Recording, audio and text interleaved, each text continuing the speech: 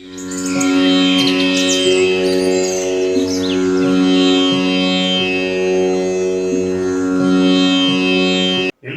வணக்கம். எல்லோரும் நன்றாக இருப்பீர்கள். இன்றைய தலைப்பு யோக ஜாதகத்தில் பலன் சொல்ல உயர்நிலை சூட்சமங்கள். நான் ஏற்கனவே 12 லக்னத்தை பற்றி சொல்லியிருப்பேன்.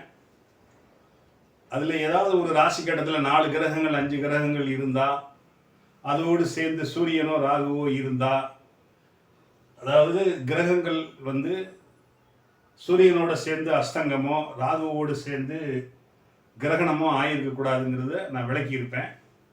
இப்போ ஒரு நல்ல ஒரு யோக ஜாதகத்தை நான் போட்டிருக்கிறேன். சரிங்களா? இந்த ஜாதகத்தை பற்றி தான் நான் சொல்ல போகிறேன். சரி, ஏன்னா இந்த மாதிரி ஜாதகம் லட்சத்தில் ஒருத்தருக்கு 10 லட்சத்தில் ஒருத்தருக்கு தான் அமையும். அதனால தான் இந்த ஜாதகத்தை நான் எடுத்திருக்கிறேன். இப்போ இந்த பொண்ணு, இது ஒரு பெண் ஜாதகம். 8/2/1995 2:22 PM திருச்சியில் பிறந்திருக்கிறாங்க. மிருக சீரிசம் நட்சத்திரம் 2ஆம் பாதத்தில் மிதுன ராசியில் பிறந்திருக்காங்க. இதுக்கு லக்னமாக வந்திருக்கிறது மீன லக்னம்.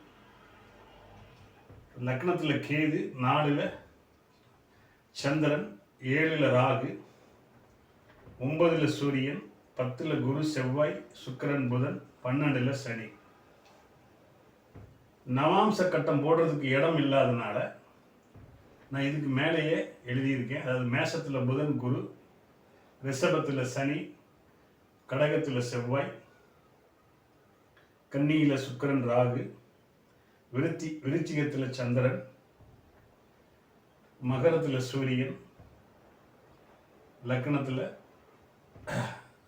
அதாவது மீனத்தில் லக்னமும் கேது, ரெண்டுமே வர்க்கோத்தமம் அடைஞ்சிருக்கு. இதுதான் ராசி கட்டத்திலையும் நவாம்ச கட்டத்திலுடைய கிரக நிலைகள். சரி, அப்படி என்ன சார் இந்த ஜாதகத்தில் ஒரு ஸ்பெஷலிஸ்ட் இருக்குது அப்படின்னு நீங்கள் கேட்பீங்க.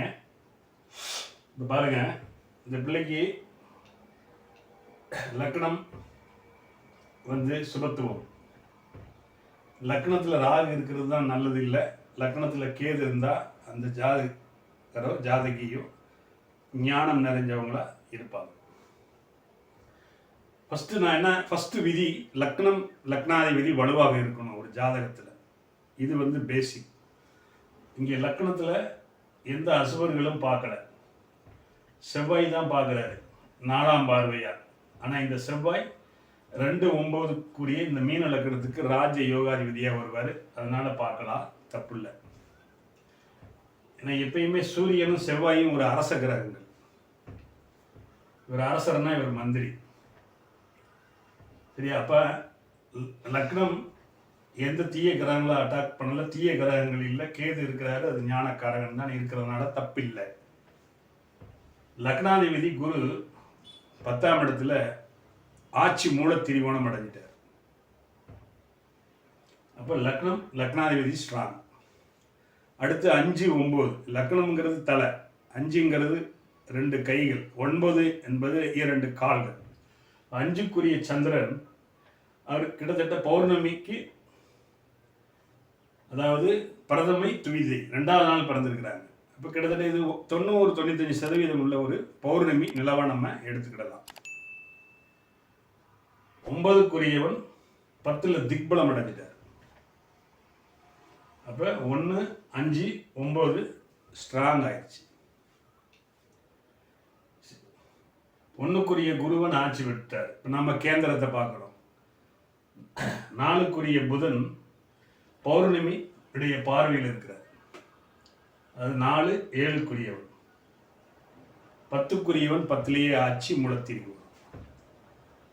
லக்ன கேந்திரத்திலையும் கிரகங்கள் இருக்கு, சந்திர கேந்திரத்திலையும் கிரகங்கள் இருக்கு.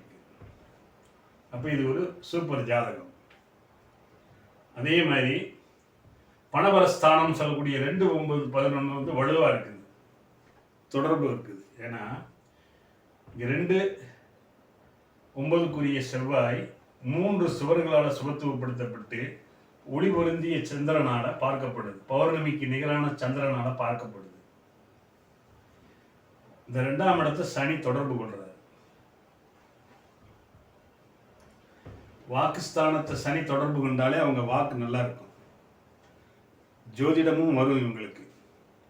10ல் குரு இருந்தாலே அவரும் 2ஆம் இடத்தை தொடர்பு கொள்வார், சனி 2ஆம் இடத்தை தொடர்பு கொள்வார். அப்போ சனியும் குருவும் 2ஆம் இடத்தை தொடர்பு கொண்டு குரு வந்து 10ல் இருந்தாலே சொல்லிக் கொடுக்கும் தொழில், இல்லை ஜோதிடம், இல்லை பேங்க்கில் ஒர்க் பண்ணுறவங்களா, இல்லை ஒரு ஃபைனான்ஸ் டிபார்ட்மெண்ட்டில், இல்லை வட்டி கொடுத்து வாங்குறவங்களா, இந்த மாதிரி தொழிலில் இருப்பாங்க. 2 சம்மந்தப்பட்டதுனால இவங்க வக்கீலாகவும் இருக்கிறதுக்கு வாய்ப்புகள் நிறையா இருக்குது. என்னதான் இருந்தாலும் ஆனால் இவங்க வந்து இங்கே அதிக சுபத்துவம் புதன் வருங்க 0.20 டிகிரியில் இருக்குது. சந்திரன் 6.15 டிகிரியில் இருக்குது. அப்போ 6 டிகிரியில் பௌர்ணமி சந்திரன் சுபத்துவப்படுத்த குரு பாருங்க 0.17 டிகிரியில். அப்போ இங்கே குருவும் சுபத்துவப்படுத்துகிறார். சுக்கிரனை கூட விட்டுருங்க, அவர் 19 டிகிரி ஆகிட்டார். அப்போ 2 குருக்கள் இந்த புதனை சுபத்துவப்படுத்தினால புதனுடைய தொழிலில் இவங்க ஐடி ஃபீல்டில் இருக்கிறாங்க. இது இங்கே 9ல் சூரியன் நம்ம காரகோ பாவனாஸ்தின்னு எடுக்கக்கூடாது. அதனால தான் ஒவ்வொன்றா நான் இதில் எழுதியிருக்கேன். இவங்க பிறக்கும்போது தசாயிருப்பு செவ்வாய் தசையில் 0 வருஷம் 2 மாதம் 16 நாட்கள் இருக்கும்போது பிறந்திருக்கிறாங்க. அப்போ செவ்வாய் தசை முடிஞ்சு ராகு தசை முடிஞ்சு குரு தசை நடக்குது. இந்த குரு தசை சுக்கிர புத்தி நடக்குது 5/1/2022 5/9/2024 வரைக்கும் இருக்குது. இந்த குரு தசை 23/2/2030 முடியுது. சரியா பாருங்க. இப்போ லக்னாதிபதி ஸ்ட்ராங் ஆகிடுச்சு நான் சொல்லிட்டேன். 1, 5, 9க்குரிய அதிபதிகள் ஸ்ட்ராங்காக இருக்கிறாங்க. கேந்திர பலம் உண்டு. லக்ன கேந்திரத்திலையும் கிரகங்கள், சந்திர கேந்திரத்திலையும் கிரகங்கள். 9, 10 அதிபதிகளாக 10ல் இருக்காங்க. 9, 10ங்கிறது கர்மாதிபதி. 9ங்கிறது தர்மம், 10ங்கிறது கர்மம். அப்போ தான் செய்கிற தொழிலையோ வேலையிலையோ சம்பாதிச்சு மற்றவங்களுக்கு உதவக்கூடியவங்கள இவங்க இருப்பாங்க. அது மட்டும் இல்லை, இவங்களுக்கு புகழ், மதிப்பு, இது எல்லாமே பெரியவர்களுடைய ஆசீர்வாதம் எல்லாமே கிடைக்கும். இன்னொன்று, லக்னாதிபதியும் ராசி அதிபதியும் ஒரே இடத்துல. இப்போ கர்மாதிபதியையும் ராசி அதிபதியும் லக்னாதிபதியும் பௌர்ணமி சந்திரன் பார்க்க. சரியா? லக்னாதிபதி ராசி அதிபதி சேர்க்க நான் சொல்லிட்டேன். பாக்கியாதிபதி குரு நலக்காரகனோட நினைவு. பாக்கியாதிபதி யாரு? செவ்வாய். எப்பயுமே பாக்கியாதிபதி பாக்கியஸ்தானத்தில் இருக்கக்கூடாது.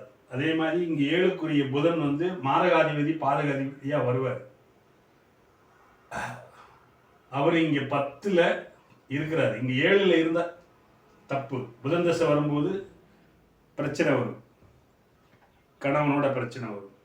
ஆனால் அவர் 10 வந்தாலும் அது தசையில் தான் வரும். இந்த தசை ரொம்ப நாள் கழிச்சு தான் வரும். 2030 2049 வரைக்கும் சனி தசை நடக்கும். 2049 2066 வரைக்கும் தான் புதன் தசை. லேட்டாக தான் வருது. இருந்தாலும் அவர் பங்கப்பட்டிருக்காரு செவ்வாயோட சேர்ந்து. சரியா? சுபத்துவம் ஆகலை. சுக்கிரனும் குரு மட்டும் இருந்தால் சுபத்துவம். ஆனால் செவ்வாய் சேர்ந்து இருக்கிறார். சரியா?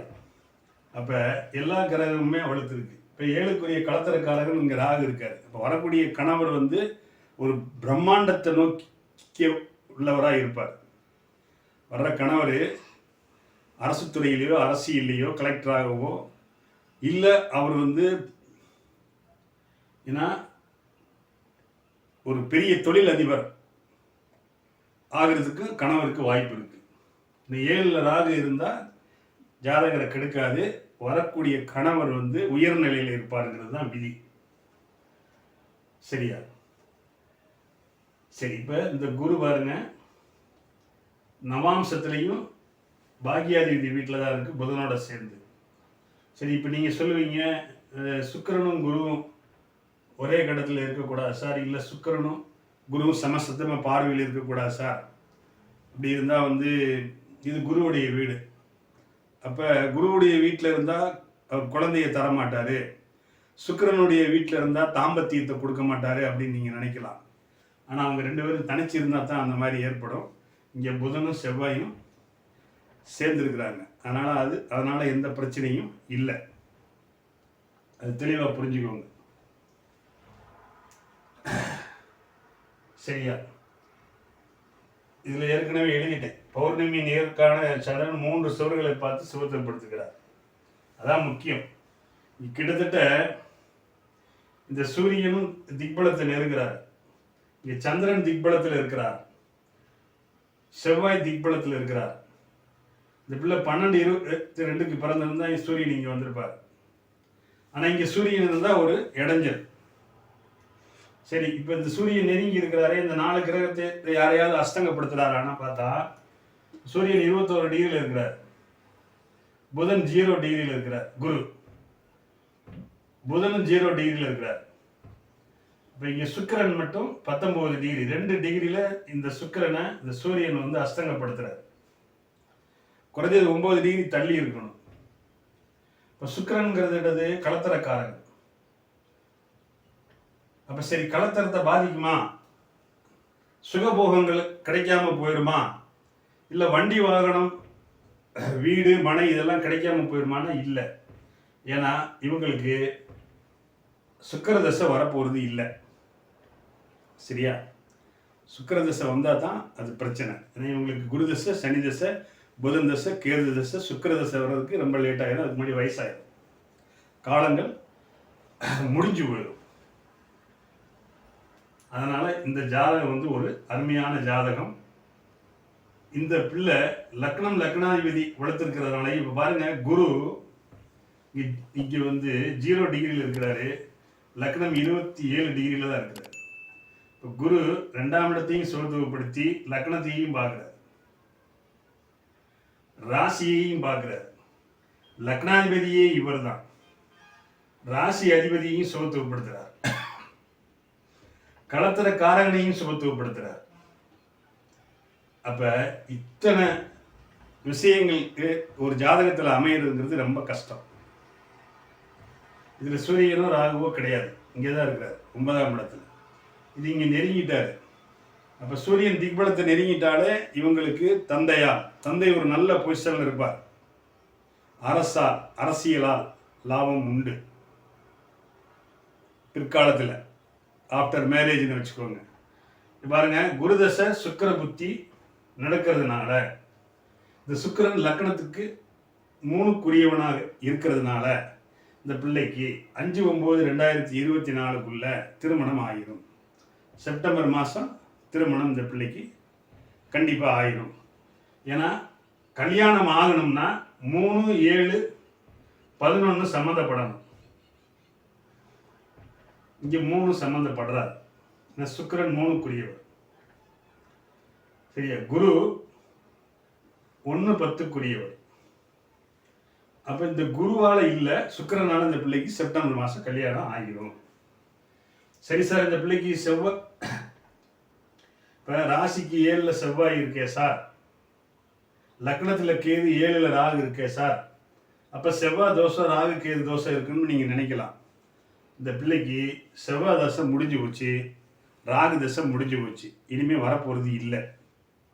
அதனால வந்து தோஷ நிவர்த்தின்னு நம்ம எடுத்துக்கிடலாம்.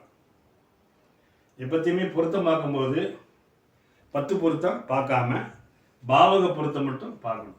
இப்போ 2ஆம் பாவகம் முக்கியமாக பார்க்கணும். கல்யாணத்துக்கு 2க்குரியவன் வளர்த்திருக்கிறார்.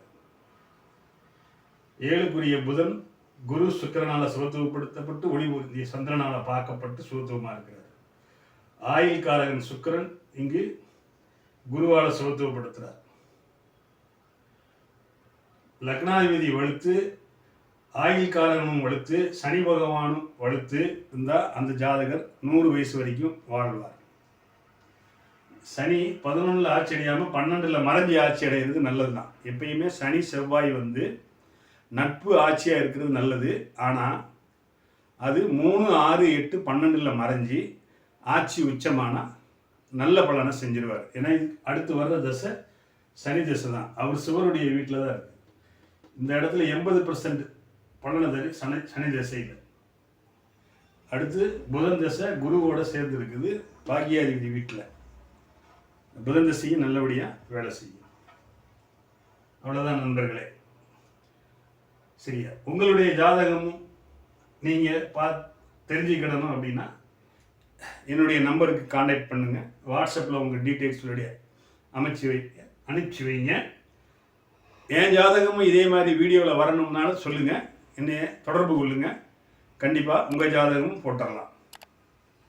நன்றி நண்பர்களே. இந்த வீடியோ பிடிச்சிருந்தா லைக் பண்ணுங்கள், ஷேர் பண்ணுங்கள், சப்ஸ்கிரைப் பண்ணுங்கள், பெல் பட்டன் அமைக்குங்க. ஆளுங்கிற ஆப்ஷன் நான் போடுற ஒவ்வொரு வீடியோவும் உங்களுக்கு நோட்டிஃபிகேஷனாக வந்து சேரும். நமது நேயர்கள் ஆள் போல் தலை தலைத்து, அருகது போல் வேரூன்றி, மூங்கில் போல் கிளை கிளைத்து, முதியாமல் வாழ்ந்திருக்க வாழ்கவன வாழ்த்தி அமைகிறேன். வணக்கம்.